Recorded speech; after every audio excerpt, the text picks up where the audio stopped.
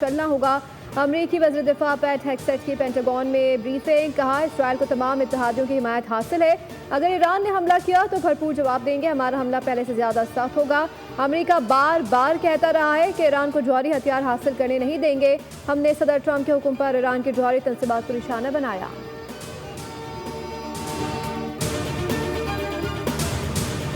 America ने Iran के खिलाफ ऑपरेशन को मिडनाइट हैमर का नाम दे दिया। अमेरिकी फिजाई के सरबराह जनरल डैन कीन का कहना है कि ईरान के जौहरी तंसीबात पर इंतहाई महारत के साथ हमला किया गया। जनरल कोरीरा की सरबराही में खुफिया ऑपरेशन किया गया। ऑपरेशन का वाशिंगटन में मखसूस शख्सियात को पता था। ईरान के जौहरी अज़ाइम खाक में मिल चुके हैं। इस ऑपरेशन के बारे में वाशिंगटन में बहुत थोड़े से लोगों को इल्म था। अमेरिकी ऑपरेशन में किसी ईरानी फौजी या शहरी को नुकसान नहीं पहुंचा। असफहान की जौहरी तंसीब को टॉम हॉक मिसाइलों से निशाना बनाया गया। ईरानी रडार अमेरिकी तैयारों को पकड़ने में नाकाम रहे हैं।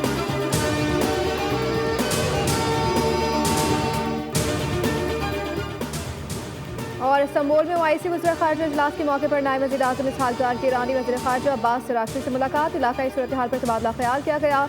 इसहाक डार की ईरान पर इसराइल और अमेरिका के हमलों की शदीद मज़म्मत। ओआईसी के कश्मीर राब्ता ग्रुप से खिताब में कहा कश्मीरी अवाम दहाइयों से मज़ालिम सह रहे हैं। पाकिस्तान हमेशा उनके हक़ खुद इरादियत का हामी रहा है। भारत इंसानी हकूक़ के खिलाफ वर्जियों में मुलव्वस है।